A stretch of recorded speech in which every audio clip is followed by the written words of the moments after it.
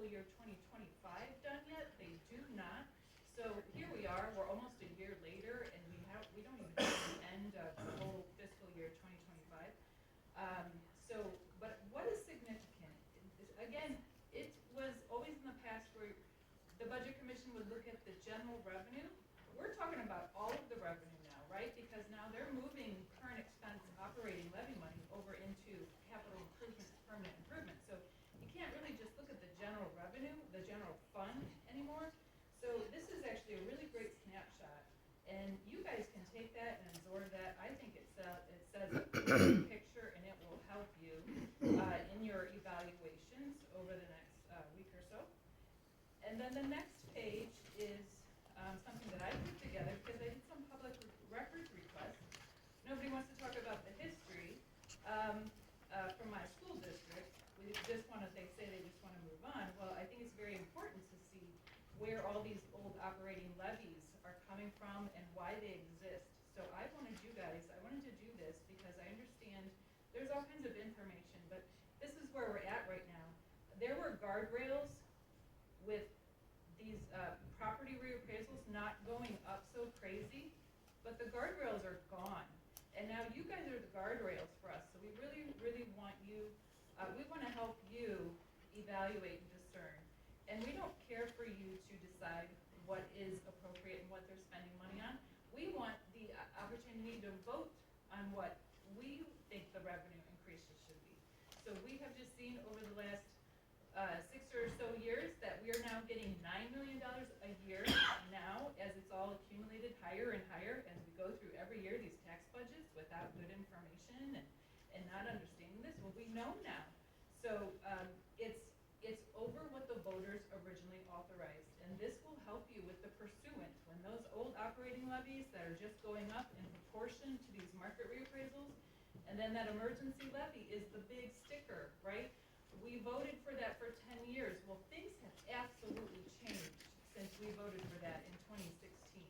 And I think that could help you. And then I know you know the next report where it shows from your auditor's report. And then I have a records request of what the original emergency levy, what were some of the terms of that? Why did the school board even approach to ask for an emergency levy? Well, they were looking that they would get an operating deficit.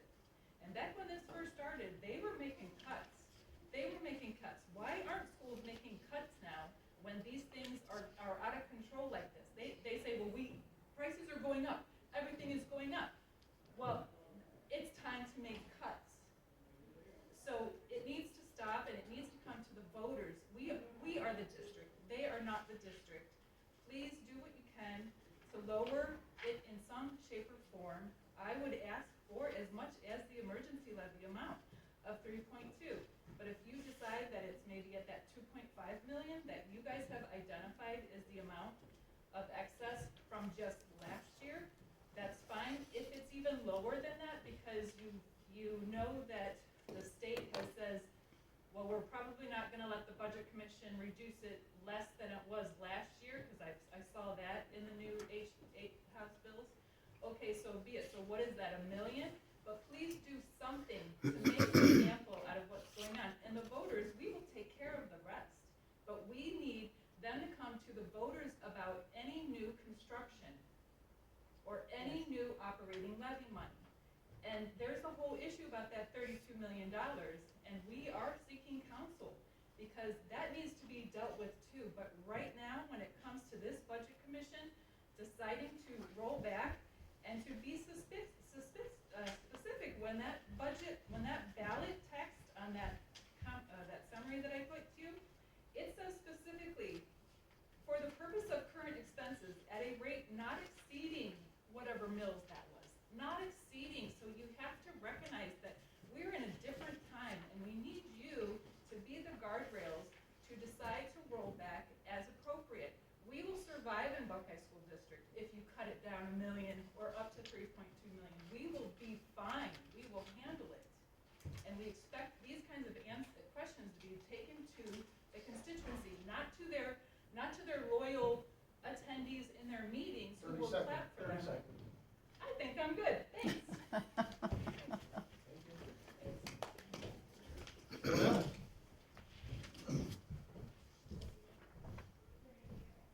Richard Hill, 6762 Spieth Road. To give you a little bit of background, I have lived in the school district since 1966. 5 years prior to that, I was employed by businesses in the Buckeye School District. So I've paid taxes in this school district since 1960. I have always voted in the affirmative on any tax levy that's been presented to the voters of the district since I've lived in the district, because the ballot language said is for maintenance only, nothing else. I was involved in the community group in 1999 on the run-up to the building of the elementary school at Buckeye. I've watched the maintenance since then and gotten more interested in it up to the current date. And I've watched the lack of maintenance in these buildings, and I'm wondering, where is the money going that's being collected by the levies? Why are these buildings in such bad shape? And it's come to light now that after the third bond failed, all of a sudden there's $32 million that we're going to use towards the building of a 7 through 12 that has been turned down 3 times by the voters.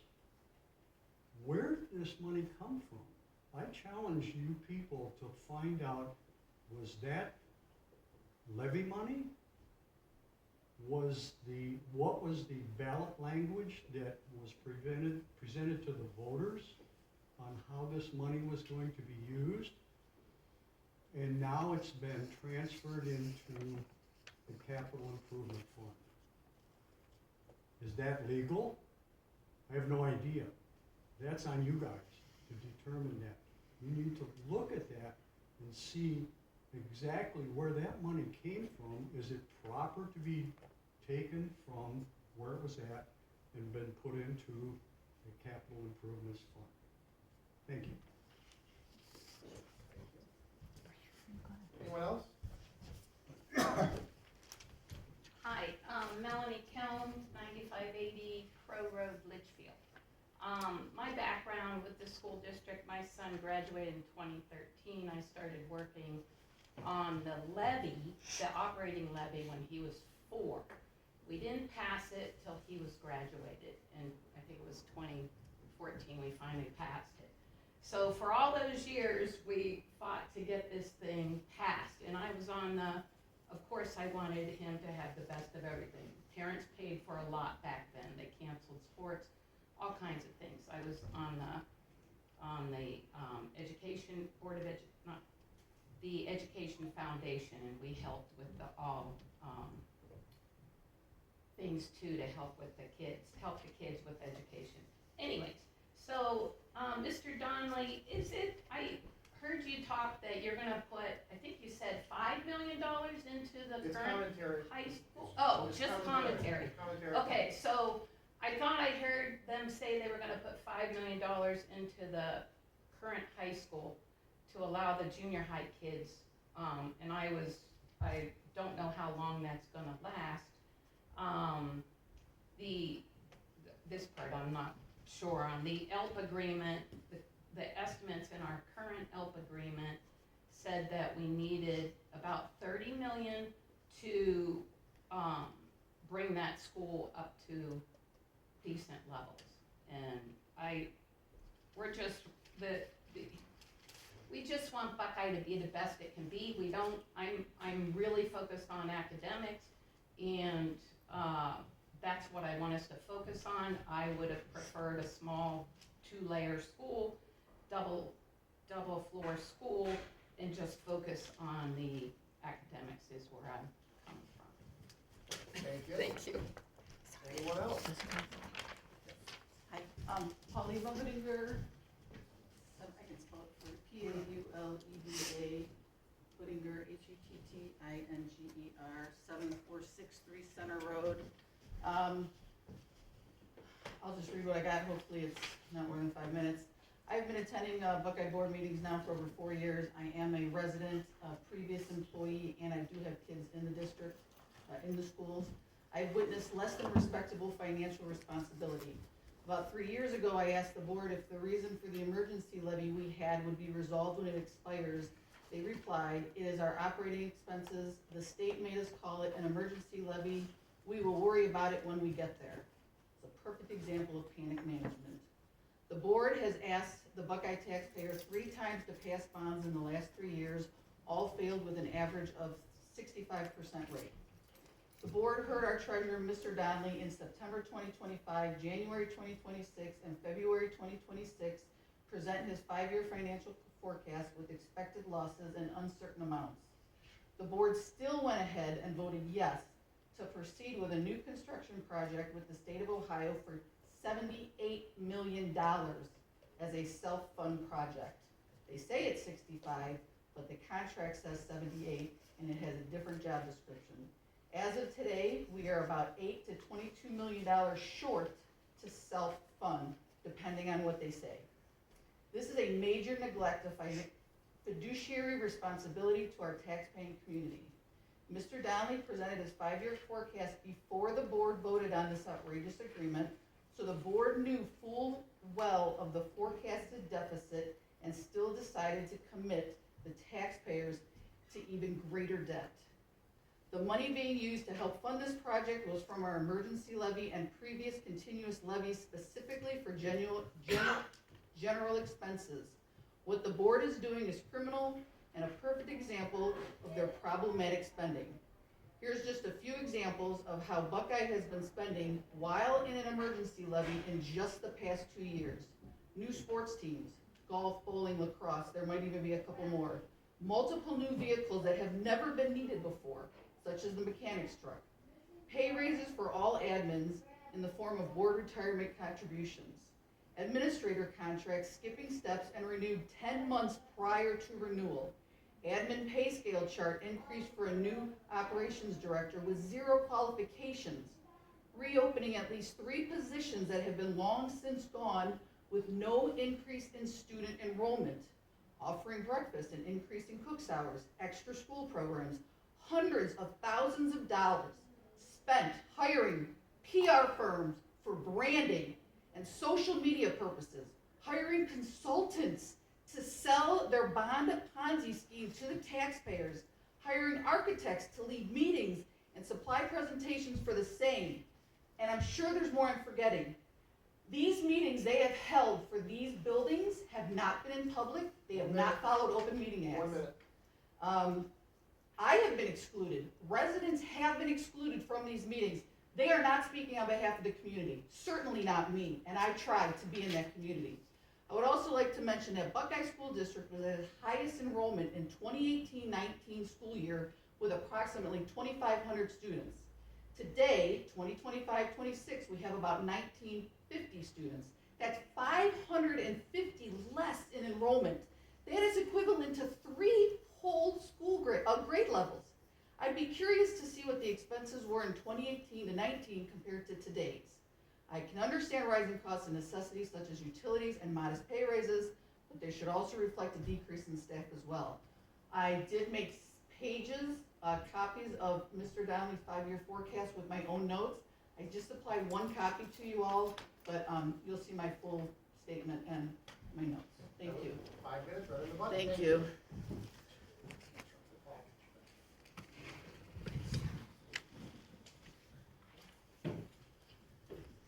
All right, I want to thank everyone for attending and participating. Okay, thank you very much, and the public, thank you very much.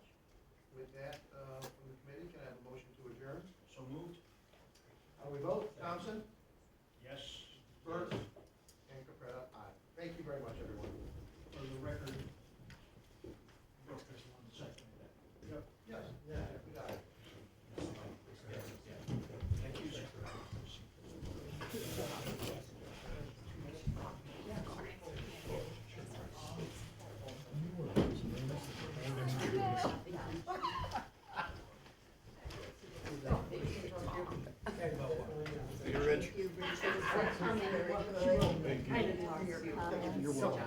Excellent, yes. And I talked to someone in your office. Thank you very much, Jim. I didn't expect to talk. Cece said, can you say this? I'm going, okay, yeah. Okay, but that was very good, yes. That didn't happen until, like I said, at two different schools. When they tried to say, oh, well, we're gonna do them in And what I didn't like was them like going behind their backs and saying, we're gonna do this anyway. If you're not gonna vote on it, we're gonna find a way. Right, yeah. And then if they have 32 million in excess, why are they asking us for money? And why was it not just building one school? Right. What happened to get to 78 million? I don't understand. Right. It's And then the newest one that I heard was that they're going to actually have the junior high and high school in the same building. Hey, Melissa, come here a second. I'm sorry. Yeah, right, Okay. right. Here. Pass some of these out. I got 250 of them. Okay. That's, here. Okay. And we're gonna have, when I have my meetings of Litchfield people, we'll give them. Sweet. Okay, thanks. What is that? Here. You conservative or trouble? Yes. Here you go. Very. Pass them out to your friends. Okay. So this is this group. No, just, no, I was just asking, no, it's a historic. Oh, no, I heard it. So this is their tax. So they just started, this group has helped me, they have a, She's saying, because it's a low ratio, I don't gather that. There should be a lot more students.